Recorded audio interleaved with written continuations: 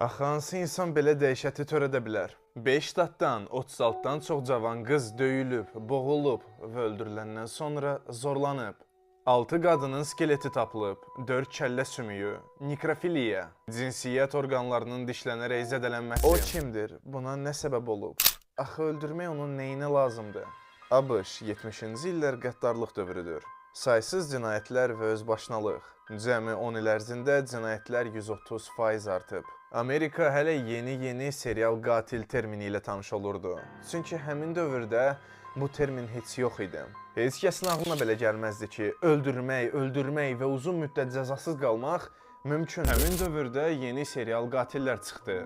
Amma onların içərisində ən çox narahat edən Ted Bundy idi.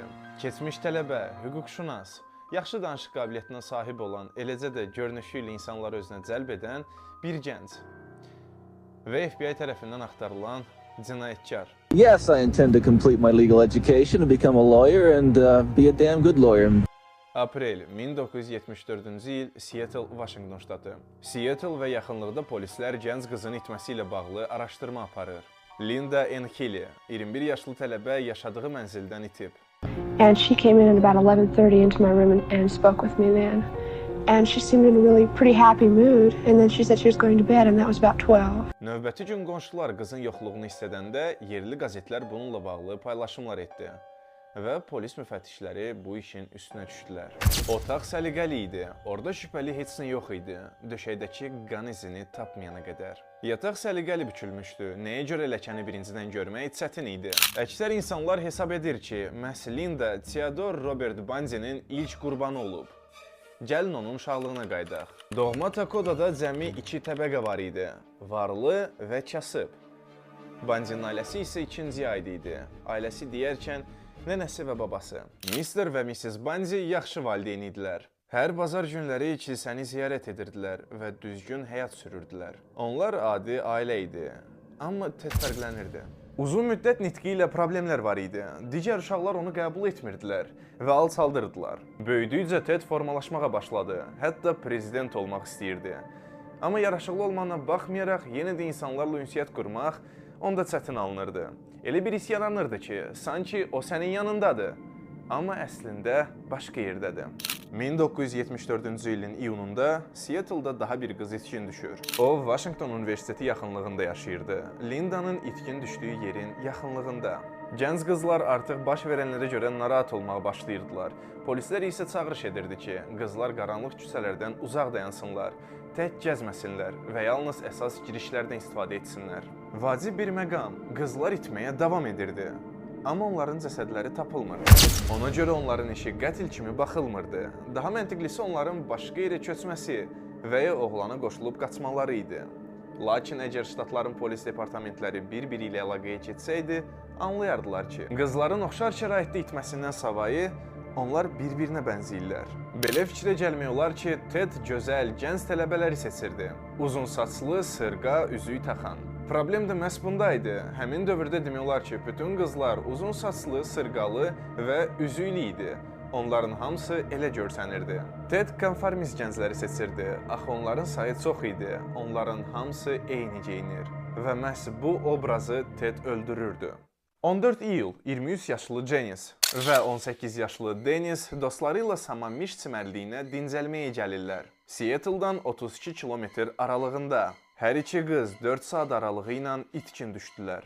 Bu dəfə polislərin şahidləri var idi. Şahidlərin isə gördüyü hündür, yaraşıqlı, ağ tenis paltarında olan kişinin birinci Jenny'yə, sonra isə Danny'yə yaxınlaşıb, yelkənli qayığı maşınına qoymaq üçün kömək istədiyini bildiriblər. Uşaqlıqdan hər kəsə kömək etmək lazım olduğunu bilən qızların həmin anda ağlına belə gəlmir. Birdən bu oğlan serial qatildir. Bəlkə ona kömək etmək lazım deyil. Şahidlər daha bir neçə detalları danışdı.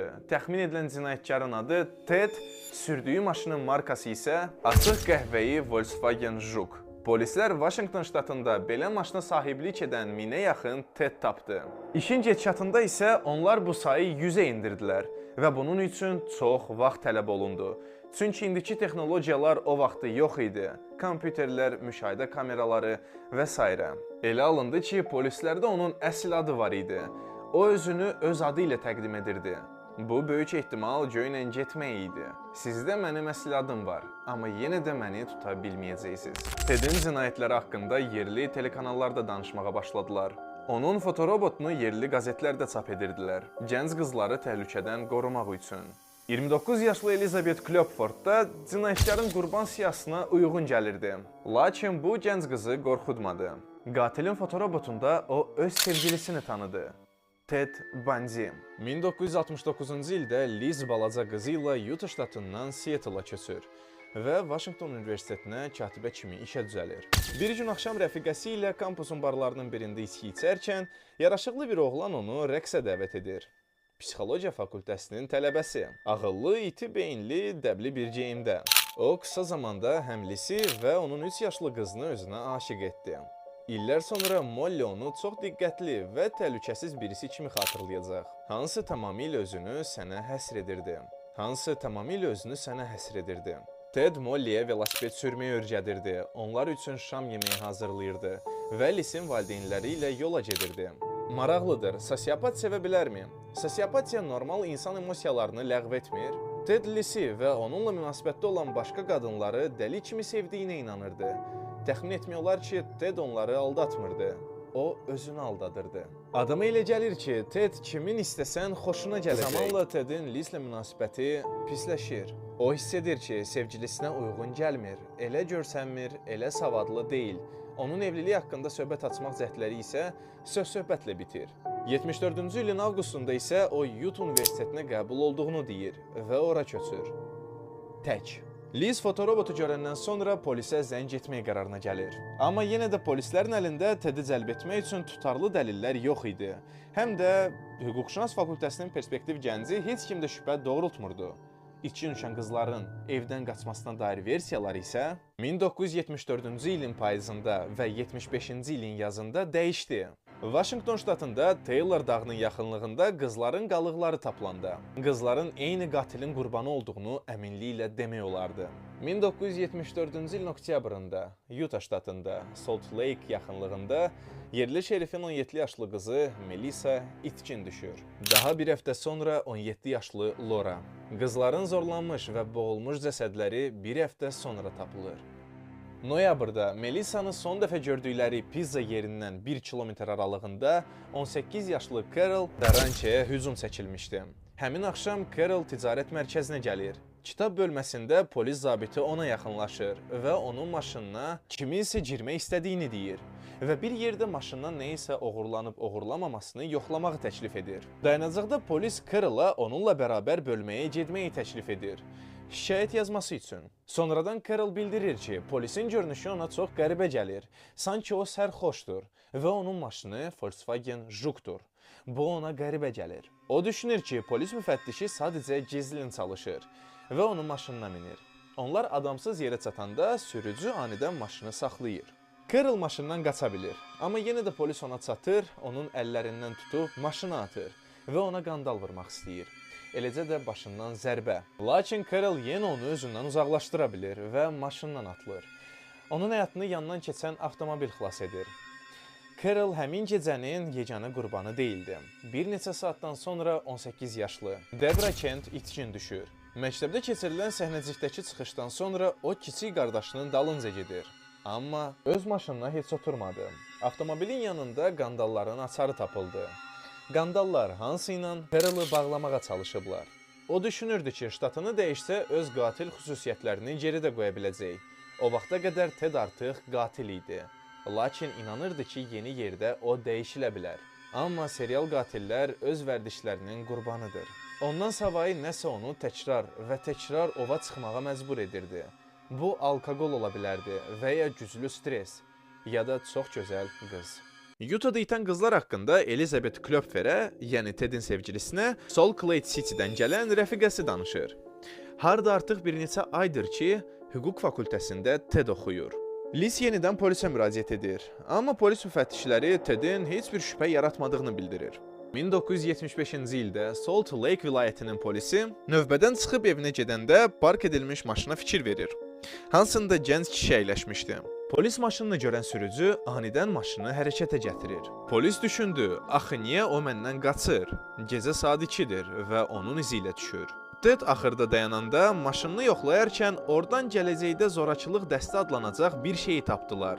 Orada kəndirlər, qadın kalqotkaları və qəribə maska var idi.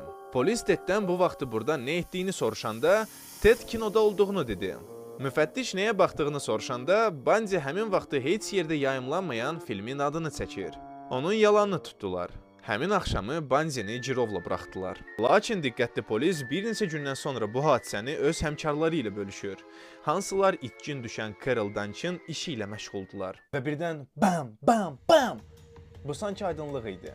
Hansı üçün sadəcə kiçik nəbz lazım idi. Saxlanılmadan bir neçə vaxt sonra Ted bayramlara evə qaydanda qəzetlərin birində çap olundu ki, Utah'dan olan Ted Seattle-dakı Ted ola bilər. Bax belə cəmiyyət qarşısında serial qatil haqqında sual qoyulmuşdu. Bundy'nin dalınca 24 saat nəzarət təyin olundu. Polislər nəhayət Elizabet'in çoxsaylı müraciətlərinə baxmağa başladılar. Cips sarğılar, heç vaxt qida hazırlamaq üçün istifadə olunmayan bıçaq və sair əşyalar. O bunların hamısını Bundy'nin evində görüb. Az sonra onun Volkswagen'i müsadirə olundu, hansının içindən öldürülən qızların saçları tapıldı. Çətin ki, belə tapıntını təsadüf adlandırmaq olar. Carol Bundy də onda ona hücum çəkən polis zabitini tanıyanda müfəttişlər onun günahsız olduğuna şübhə ilə yanaşırdılar. Lakin onu qətildə ittiham etmək üçün təkzib olunmaz dəlillər lazımdır. 1976-cı ilin yazında Ted Bundy ilk dəfə Carol Bundy'nin qaçırılmasına görə ilk dəfə məhkəmə qarşısına çıxarıldı. Proses boyu özündə əmin idi, gülümsüyürdü və zarafatlaşırdı. Zərər çəkən Carol'dan savayı məhkəmədə məhkəmə tibb alimi çıxış etdi. O bildirdi ki, Ted'in zorakılığa meyilliyi var. Onun keçmiş sevgilisi danışdı ki, bir dəfə onu az qala suda boğmuşdu. Və onun anası, hansının sözlərindən onun oğlu dünyanın ən yaxşısıdır. 6 aydan sonra ona yeni ittiham gəldi. Amma bu dəfə qətildə. 75-ci ilin yanvarında 23 yaşlı tibb bacısı Karen Campbell Colorado öz nişanlısı ilə istirahət edirdi. Qız jurnal dalıyca öz nömrəsinə gedir. Amma itir. Onun cəsədini bir ay sonra həmin oteldən bir neçə kilometr aralığında tapırlar. Həbsdən sonra polislər Bundy'nin evindən həmin otelin jurnalını tapırlar və təyin etdilər ki, Karenin itdiyi gün Ted yaxınlıqda maşınını yanacaq doldururdu. Lakin bu dəlillər dəqiq deyildi. Məhkəməyə getmək üçün daha tutarlı dəlillər lazımdır. Bundy demək olar ki, heç vaxt qətl yerində barmaq izlərini və yaxud da başqa fiziki dəlillər saxlamırdı. Buna görə də ona qarşı qaldırılan bütün ittiham və işlər anidən bağlana bilərdi. Colorado türməsində yeni məhkəməsini gözləyərkən Ted öz kamerasına jurnalistləri dəvət edir. O bu söhbəti polisi dəlillərin uydurmasında ittiham etmək üçün istifadə etdi. Yalnız bu yox. Bundy var gücü ilə jurnalistlərin xoşuna gəlməyə çalışırdı və yenidən həmin o sevdiyi yaxşı oğlan rolunu oynamağa başladı. Bu dəfəki məhkəmədə o özünü müdafiə etməyə qərar verdi. Elə buna görə də ona qandal vurmadılar. Bir dəfə məhkəmədə fasilə zamanı o kitabxanaya gedir, hansına sərbəst girməsinə icazə verilib. Hər kəs düşündü ki, o hansısa kitabları axtarmağa gedib. O isə açıq pəncərəyə çatıb, ondan tullanır və qaçır. Sonradan bilindi ki, bu qaçış təsadüfi deyildi. Bundy artıq bir neçə aydır ki, kamerasındakı 2 mərtəbəli yataqdan tullanırdı ki, ayaqlarını məşq elətdirsin. Hər kəs bilirdi onu nədə günahlandırırlar. Hər kəs bilirdi ki, qızların bədənlərini tikə-tikə edib. Lakin onun cazibəsi o qədər güclü idi ki, hətta mühafizəçilər də düşünürdü ki, əşi, Ted normal oğlandır. Bu kitabxanada oturub özü üçün oxusun. Yox, o anormaldır. O qatildir. Bundy bir həftə azadlıqda qaldı. İlk öncə o dağlardakı daxmada gizləndi. Sonra yaxındakı şəhərə gedəndə meşədə azdı, çox acıdı və geriyə qayıdırdı ki, polislər onu yaxaladı. O qaçırılmış maşınla şəhəri tərk etmək istəyirdi. 7 aydan sonra 77-ci ilin dekabrında Bundy yenə türmədən qaçır. O bilərək qabaqcadan arıqlayır, 9 kilo çəki atır. Eyni zamanda $500 yaxın pul yığır. Pulu ona ziyarətçilər verirdi. 56 vasitələrdən kameranın tavanında dəlik açır. Və günlərin bir günü Bundy həmin deşikdən keçərək yuxarı mərtəbəyə gedir və nəzarətçinin otağına gəlir. Harda ki onun paltarını geyinib azadlığa çıxır. Sonra isə Ted qaçır. Bacardığı qədər uzağa qaçır. Qaçırdığı avtomobil yolda sıradan çıxanda ona motosikl ən yaxın avtovağzala çatmağa kömək edir. Avtobus vasitəsilə Denverə çatır, oradan da Chicagoya uçur. Qaçışdan 17 saat sonra Bundy'nin təyyarəsi ilə də mühafizəçilər onun itməyini görür. Amma Bundy dayanmır, o yoluna və qaçışına davam eləyir. O, Ann Arbora qədər qatara minir. Orada qaçırılmış maşınla Atlantaya gəlir. Oradan da avtobusla Tallahassee, Florida ştatı. Uydurulmuş ad altında Florida Universitetin yaxınlığındakı oteldə qalır.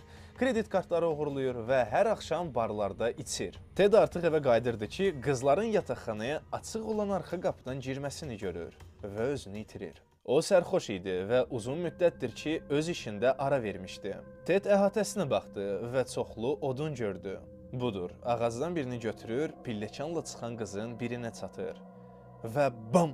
Bir neçə saniyə və hər iki qız ölür. Ardıca rahat şəkildə əsas qapıdan keçir və daha bir qız öldürmək istəyir. 15 yanvar gecəsi Bundy yataqxanaya daxil olur və 15 dəqiqə ərzində 4 qıza hücum çəkir. Hansılardan 3-ü dünyasını dəyişir. Həmin gecə Bundy daha bir qurbanını amansızcasına zorlayır. O kampusun yaxınlığında qalırdı. Qızın həyatını xilas etmək isə yalnız ona görə mümkün oldu ki, qonşular vaxtında dadına çatdı və qızı ölümdən xilas etdilər. Ted cəmiyyətdən daha bir qızı aldı. Daha bir gözəl qız və alkoqol bir ritualın hissəsinə çevrildi. 3 həftə sonra Ted Bundy son qətlini həyata keçirdir. Onun qurbanı 12 yaşlı Kimberly Leach oldu. Onun qalıqlarını 7 həftə sonra evindən 56 kilometr aralığında donuzxanada tapırlar. Bundy'nin bu dəfəki tutulması da bundan öncəkiləri xatırladır. Gecə yarısı polis maşının yanından yavaş formada işıqları sönmüş şübhəli bir maşın keçir. Polis onu saxlayır və sənədlərin təqdim olunmasını istəyir. Sürücü isə qaçmağa çalışır. Tutulandan sonra Ted'in üzərində 21 oğurlanmış kredit kartı və oğurlanmış televizor tapdılar. Kiçik Pensacola şəhərinin polisləri heç şübhələnmirdilər ki, indi bölməyə Amerikanın ən qorxulu cinayətkarını aparırlar. FBI onu 10 ən çox axtarılan cinayətkarların sırasına əlavə etdi. Ted üçün bu əla primi idi. O çox və çox tanınırdı. Nəhayət onu tutanda və polislərə Ted Bundy olduğunu deyəndə, onlar bir-birlərinə baxıb soruşdular. Ted Bundy kimdir? O duruxdu. Yəni törədiklərimdən sonra heç kəs məni tanımır. O isə belə çətinliklə məşhurluq əldə edirdi. Həbsindən 6 ay sonra Ted Bundy'yə qarşı Florida Universitetin yataqxanasında hücum və qətl ittihamı irəli sürüldü. Şerif ittihamı jurnalistlərin yanında oxudu. Ted də fürsətdən istifadə edib pressanı öz tərəfinə çəkməyə çalışdı. Ted'in üzərindəki növbəti məhkəmə 1979-cu ilin mayında başladı. Bu, televiziyada yayımlanan ilk məhkəmə idi. Bütün dünyadan yüzlərlə jurnalist zalda baş verənləri işıqlandırırdı. Bundy'yə 5 vəkil təyin olundu. Onlardan biri onun üçün hətta sövdələşmə əldə etdi. 75 il iş, əvəzində isə cinayət törədilməsini etiraf edilməsi. Lakin son anda effektiv olmayan müdafiəyə şikayətlənən Ted sövdələşmədən imtina etdi və hakimə bildirdi ki, bu andan özünü müdafiə edəcək. O, yaxşı vəkil deyildi. O, hüququ dərindən öyrənmək üçün oxumurdu və çatışmayan cəhətləri var idi. Ted üçün vəkilin işinin əsas məqamları qırmızı ağaclı mebelli kabinet, bahalı kostyum, gözəl çıxışlar və bu tipdə.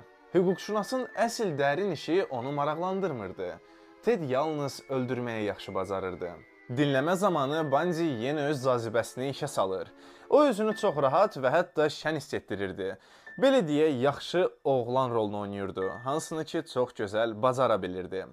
Artıq heç kəs onun qətl törədilməsində şübhəli bilə bilmirdi. Onun günahsız olduğunu yalnız jurnalistlər deyil, hətta gənc qadınlar belə düşünürdü. Ted'in keçmiş sevgilisi Elizabeth artıq onunla olan bütün münasibətlərini kəsmişdi. Məhkəmədə də iştirak etmirdi. Ted'i başqa qadın dəstəkləyirdi, hansı ilə 5 il əvvəl tanış olub və bütün bu vaxtı münasibətdə idilər. Carol Boone. O tez-tez Ted'in rəfiqəsi kimi intervyular verirdi. Carol Ted üçün faydalı idi. Fərqli əşyalar gətirə və bütün xahişlərini yerinə yetirə bilərdi. Ted'in yanında ona kömək etmək istəyən bir çox qız var idi. Amma Carol onların içərisində ən birinci idi. Və bir dəfə o Ted'ə dedi, mən sənə görə bütün həyatımı məhv etmişəm. Artıq heç kəs mənimlə əlaqə saxlamaq istəmir. Çünki mən Ted Bundy'nin sevgilisiyəm. Əvəzində isə mən səndən cəmi bir şey istəyirəm. Evlilik üzüyü. Məhkəmədə müsiflər heyəti 7 saat məsləhətləşəndən sonra Ted Bundy'ni günahkar bildilər və hakim edam cəzasını təyin edir. 6 ayda keçir və Ted Bundy-ni təkrar məhkəmə qarşısına çıxardırlar. Amma bu dəfə 12 yaşlı qızın Kimberly Leachin qətlinə görə. Məhz onda Steven Michaud Tedin rəfiqəsi Carol Bunny ilə tanış olur. Özü də bu tanışlığı o özü təklif edir. O düşünürdü ki, Michaud'un əlindəki materiallar Ted Bundy-ni xilas etmək üçün kömək eləyə bilər. Hər şey üzə çıxsaydı, mənim başımı üzərdilər. Hər gün məhkəməyə gəlib səs yazmalar edib, otelimə qaydırdım. Axşamlar isə Carol, onun oğlu Jamie və mən onların nömrələrində oturub Tedin zəngini gözləyirdik. Hansı ilə təxminən saat 10-dan 12-yə qədər danışırdıq. Və bu hər gün davam edirdi. Məhkəmə bitənə qədər. Lakin dəlillər Tedə qarşı danışırdı. Qarşı tərəfdə şahidlərdən biri Tedin məktəb həyətindən Kimberly-ni götürüb furqonuna əyləşdirməyini görüb. Üstəlik də Kimberly-nin üzərindən Tedin pencəyinin sapları tapılıb. Ted Bundy-ni günahkar bildilər. Məhkəmə gedirdi, hansında hakim edam cəzasını qərar verməli idi. Məhkəməyə bir neçə müdafiə üçün şahid çağırıldı. Hansılar Tedi tanıyırdı və onun haqqında yaxşı fikirdə idilər. Onların içərisində Carol Bunny da var idi. Ted ona suallar verməyə başladı. Adınız nədir? O cavab verirdi. Carol Bunny. Məni neçə vaxtdır tanıyırsınız? O deyir, lap çoxdandan.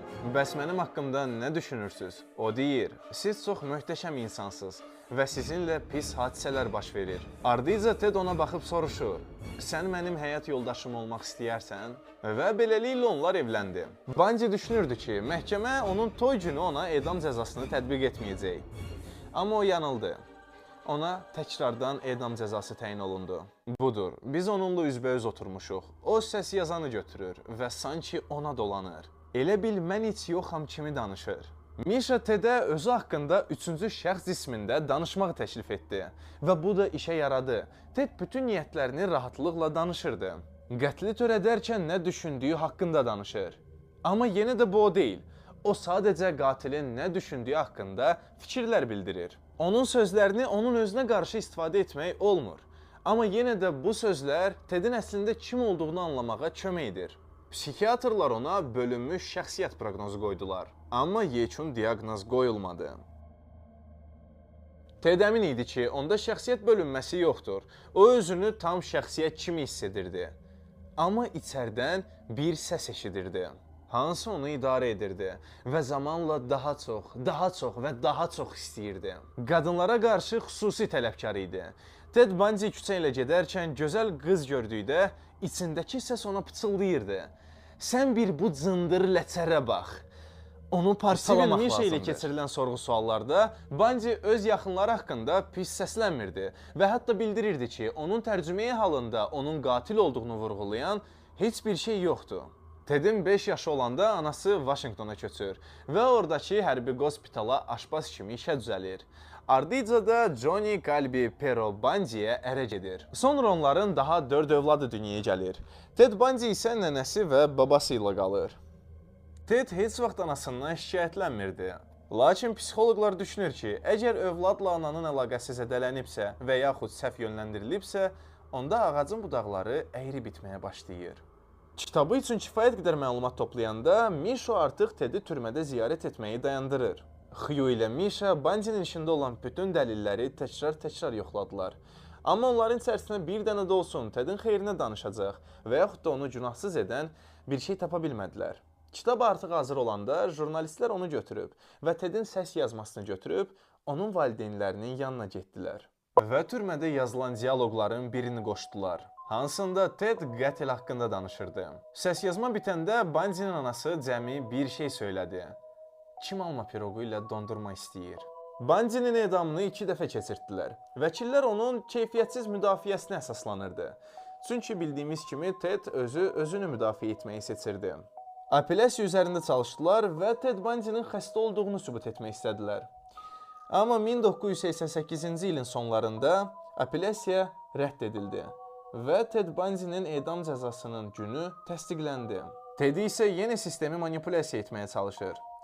O edamın bir neçə ay uzadılmasının əvəzində törətdiyi qətillər haqqında danışmağı söz verir. Ted Bundy Washington və Arizonadakı 8 qətildə öz günahkar olduğunu bildirdi. Həmin işlərdə baş şübhəli insan o idi. O, Elizabeth Klopfertin kaminində qurbanlarının başını və paltarlarını yandırdığını danışır. Qurbanlarını öldürdükdən sonra təkrar onların yanına gedirdi və onların cəsədləri ilə istədiyini eləyib əylənirdi. Onların saçlarını yuyurdu, dırnaqlarını boyuyurdu, üzlərinə makiyaj edirdi. Bu 8 haldan savayı Bundy onlarla törətdiyi qətillər haqqında danışır. Amma yenə də detalları tam olaraq açıqlamır. O ümid edir ki, bu üsulla o ömrünü biraz da uzada biləcək. Amma bu uzun müddət işə yaramadı. 1989-cu il 24 yanvar Florida ştatında türmənin yanında 2000-ə yaxın insan toplanır. Onlar oxuyurdular, əylənirdilər, fişəng buraxırdılar, elektrik stul şəkilli köynəkləri satırdılar. Səhər saat 5 üçün türmənin binasına Ted Bundy'nin işində iştirak edən vəkillər, detektivlər və şahidlər girdi.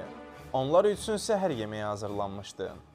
7:16-da Ted Bundy'ni elektrik stulda edam etdilər. Ölümündən 3 gün öncə Ted öz həyat yoldaşına Carol'a zəng edib, söhbətlərində açıq ipucular verdi ki, bütün qadınları məhz o öldürüb. Bu onların son söhbəti idi. Ted sonunda öz qızı Rosa ilə görüşmək istədi. Amma ona sonsuza qədər inanan Carol buna icazə vermədi. Edamından əvvəl Ted 30 qətlini etiraf etdi. Amma onların dəqiq sayı hələ də məlum deyil. Bu, Amerikanı illərlə qorxu içində saxlayan serial qatil Ted Bundy'nin hekayəsi idi. Ümidvaram ki, videonu bəyəndiniz və əgər bu belədirsə, səhifəyə abunə olmağı və şərh bölməsində növbəti hansı qatil haqqında danışmaq istədiyinizi yazın. Videonu bəyənməyi unutmayın. Hələlik.